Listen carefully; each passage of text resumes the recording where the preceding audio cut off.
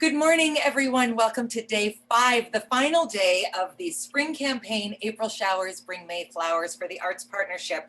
If you've been watching all week, you know that we have had really interesting conversations with makers and supporters and people from outside of the community. And today I'm really thrilled to bring 2 more of my favorite people to the screen with me, Karen Stoker and Joe Burgum, who we just lost.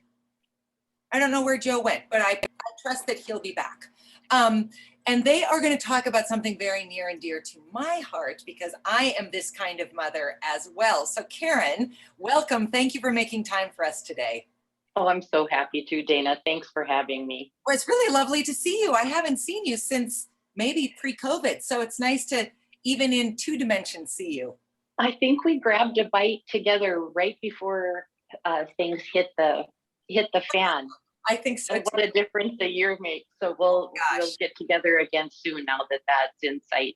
Yes, I certainly look forward to that. But Karen, talk a little bit, if you would please, about you very intentionally are an art supporter, you're an art maker, you are, in so many ways a pillar of the art sector in the Fargo-Moorhead community. But you did something really intentional, and that is you made sure that your children also were in and around and experiencing art. So can you talk about why you did that as a mother? Yeah, because it's really a lot of fun and life is short and there are wonderful things to experience and learn and hear and see. And art covers all of those things. The very small Scandinavian community that I grew up in was pretty grassroots culture, crafts and folk art and things like that. Music was always really important to my mom, and she was very intentional. I mean, it was over an hour drive to get to a city big enough that had things like barbershop and Sweet Adelines once a year, or the Madrigal dinner, or art in the park in the summer on Lake Bemidji. So those things sparked interest in me, and my dad's love and respect for nature. So when I got to a community the size of Fargo, everywhere I looked or I got met wonderful people that were artists, and I realized that you didn't need to come from a place that was studied or that you knew a lot about it. I think probably the biggest misnomer about the Hotel Donaldson is that it's artsy fartsy or something. I wanted to prove that it's what you're open to, what you're curious about, what you enjoy or not, or what provokes you, and that all of those things just make a life richer. It isn't necessarily about surrounding yourself with objects that you think are beautiful, although it's wonderful to live with art. It's looking outside yourself, and so when kids came along, I just thought, great, I've got a built-in audience to go on field trips with. This is really going to be fun. And of course, I believe that kind of a brain stimulation sparks creativity, whether they end up becoming artists or are artists, or just how they look at other things. I mean, Vicky Chapuls will tell you that with Trova, the curtain's up and the show goes on. And I know your background is in that, Dana. And, the back of the house can be on fire and you think on your feet and collaborate. And so, I mean, I've had a blessed life to live my entire adult life in Fargo, where where we're surrounded by a wonderful art community. Well, and you are, of course, being as gracious and modest as you always are. But as I said at the beginning, you're a big reason why our community is so known as an arts community on this vast flat prairie that we live in. Nobody who comes to Fargo and walks into the Hotel Donaldson doesn't say, wow, I wasn't expecting that. And the uniqueness and the quirkiness of it, and the true investment in artistry, I think, has really redefined the way we see ourselves as a community. So I think I have told you how much I appreciate that in the past, but let me just publicly say how much we appreciate your incredible putting your money where your mouth is investment in that, because it's easier to just go buy 10 of the same thing from a big box store, and you didn't do that. So that's a joyful thing that we all get to benefit from. But now we've got this second generation, and actually, Joe, you would be a third generation if you think back to Karen's mom and dad, your grandparents, and you too are putting your money and your time where your mouth is in terms of, you know, donning your carrot suit on a pretty annual basis and hosting farmers markets and canoe parades and Chris Kindle Market and all these other things. So can you talk about your understanding of the arts, either consciously or unconsciously growing up? And I know that you have two parents who find value in the arts. So just your childhood in general.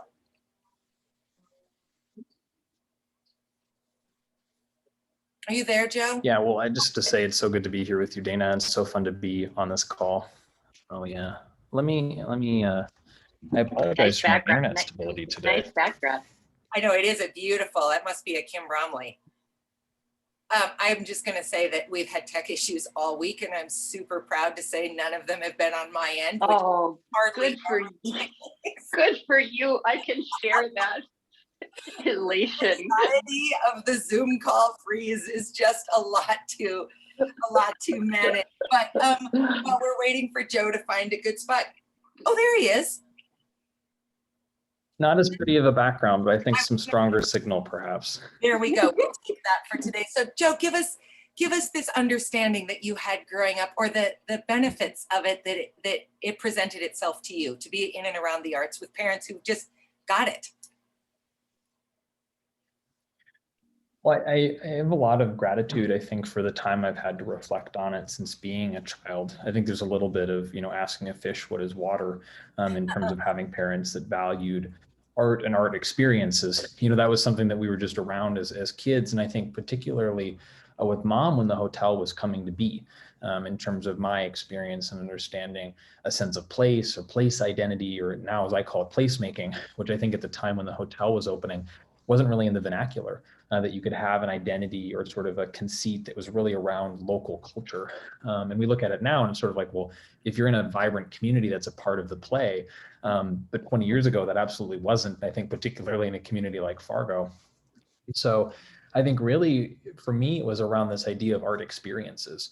The hotel, that wasn't just about the art on the walls, but it was about the music or the cultural events. It's about the community coming together. And that's really informed my work at Folkways, as being a maker of places or maker of experiences, to create unique venues like an alley fair, where people come around kind of through the rabbit hole, or they come through the wardrobe into a space they've never been before in a new light, to experience a wonderful festival. I think there's a lot to be said about, in our community at least, in bringing your kids to good shows. I think a lot of my early art experiences were performing arts. And it was about going to Trollwood, or it was about going to, Morehead High or South High and seeing these performances. And kids are so imaginative and they take in so much. And I just think about my work today and thinking about, why do I think about set design in the way that I do? I've never had a set design class. I've never met with a teacher before. But when I think about the number of shows that I've been to, I mean, it's hundreds perhaps in terms of live performances over the years as a small child. So I feel fortunate, even in a setting like this, to reflect more on those things, because I think it is taking that pause to see where you've come from, to really understand how it's informed where you are.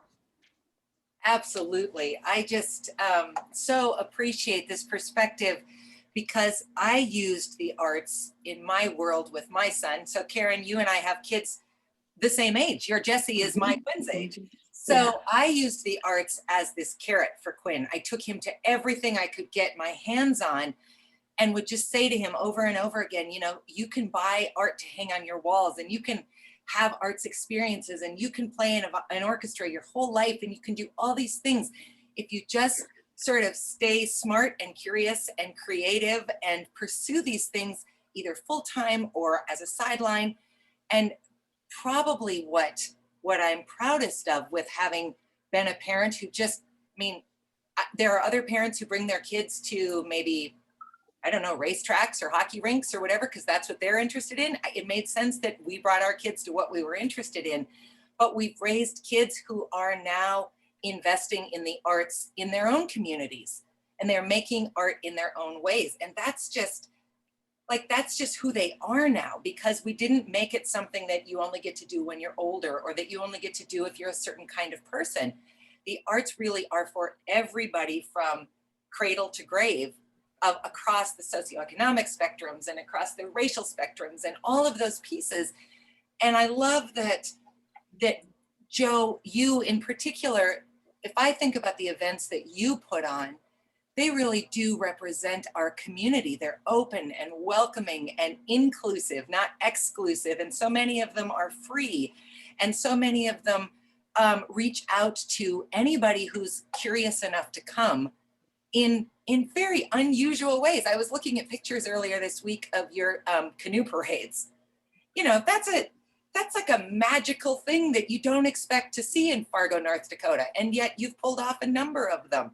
And all these other pieces. So maybe the two of you can also just touch briefly, because you are on the business side of art making as well, around this economic piece, the value that the economics bring. Joe, you and I have talked about this maybe for hundreds of hours, but how can we wrap this up for an audience who's maybe seeing this and thinking, yeah, the arts are fine if everything else is taken care of, but there's so much more value to them than what maybe people understand. How can you talk about that? I'm going to jump in with a thought that, which I hope doesn't end up being a downer and I'm going in the ditch, but we're talking about looking back to know where we are now. And, you know, there's a reason why the Nazis and why Mao and why tyrannical governments, one of the first things they do is get rid of the art and get rid of the artists. Yes. And that is about, I'm sorry, I get, you know, I've thought of that more than once, and it moves me to tears. And gives me goosebumps all over at the same time, because it's the power of it. Yes. And evil does not mean that they're not intelligent. And so there's a lot of reason behind that. And it is about, you know, coming together, the joy of it, the power and message. I mean, not all art is, you know, I mean, my mom's taste in art is different than mine, or in music and things, but I mean, it also is a provocateur of our times and of what we're going through now. And we look at that and the powerful message that has, and how it moves people. And so, you know, it, especially in our community, we make a little go such a long, long way. And Dana, I know that about you, and I know that in the work that you do, and I know that with all of my artist friends that I know. And we are frugal and conservative in the word as it truly means. And, you know, I think if we were in Minneapolis or New York, you know, what kind of dollars would we need to come up with in order to have an impact? But we have a very engaged community, and one that really likes to participate too. I mean, I'll hand that off as a segue over to my lovely Joe, who has people participating, you know, 2,000 or whatever every Saturday. So we know that there's a force behind that, and we can bottle it and keep our really great thing going. Absolutely. Way to recover from that, Karen. That was fabulous. You took us down and right back up. Good job. Go ahead. The art of the story. That's you know, I think to your question, Dana, I think, you know, we've thought a lot about the role of surprise and delight. And I think when you think about customer experiences or differentiating yourself as a business, there's a lot to be said about creating unique moments. And I think companies that are doing graphic design or updating their website, there's an element to art to that needs to be considered. But I think beyond that, I think organizations that are able to create unique experiences or have that surprise and delight. In the case of my poor internet connection earlier, we have beautiful art in our building. You know, and that's something that, you know, someone might say, well, it's an extra thing to invest in. But when you bring someone to maybe lease a space and they see this art, or they see that there's this care, that's a differentiator. And I think as we think about how do you compete, how do you tell a different story, I think it really is the creativity that's expressed or capitalizing on what is truly local or truly unique. That authenticity is so important. I think today more than ever with access, and I think with the rising generation, if something isn't authentic, people smell it. They're like, I'm not interested in that. This thing was shipped in. This is some, you know, kind of like, you know, conceit that's played out all over the place versus something that's truly local. And so that's where I kind of think about sort of the power of at least art in our work, where you might not anticipate coming to a farmer's market and having a cultural performance or seeing dancers from the local powwow. But we think that's such an important part of celebrating our community and making that more than just a farmer's market. How do you have that differentiator that keeps bringing people back to experience something beautiful and something meaningful? Yeah, and things that push the boundary and ask us to come up against, opportunities that we might not have any other way. What I love so much about the arts is that they, in a safe way, can invite people to get a little bit uncomfortable with whether it's cultural differences or historical differences or just opportunities to experience someone else's life. Because at the end of the day, we all share art. Every culture has rhythm and language and storytelling and visual creative placing of who they were and where they are in their point in time. As I've said a million times, it's why we have art older than organized religion. People were trying to represent their time before they even necessarily knew how to consistently feed themselves. That tells you that it is inherent in us, in all of us, not just privileged people, but every human understands it, because the first thing anyone's hears is the rhythm of their mother's heart. And it never ends. It's just in us all our lives. So anything else that the two of you would like to add? I have to tell you, I've never encountered the two of you together. I had one of those funny moments that I see people have when Quinn and I are together. Joe said to Karen before we got on, "Mom, why don't you put in your headphones?" And I thought, oh, right. Karen is Joe's mom. Like it kind of blew my mind since I know you both. I mean, I have relationships with the two of you. I forget that you have this very intimate mother-child relationship. So it's fun to see that celebrated today. But any last words of wisdom from either one of you before I make my final ask of the week and we hop off?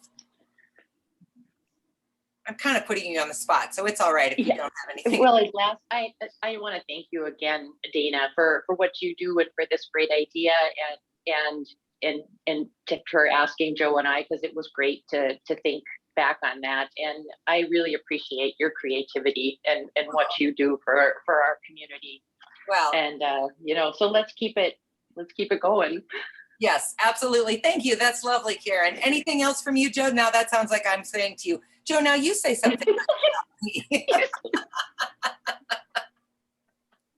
No, I think so great to have this spring drive, and I think so important for people in the community to be investing not only in arts but art advocacy. We need champions. We need people that are able to set the table, as you said, Dana, and bring people to the conversation. And I think particularly in today's age, we need arts to bring people together to talk about hard conversations and to create inclusive spaces. And it's so important that we remember that this journey of supporting the arts is not something that ever ends. It's something we can keep growing and keep building on.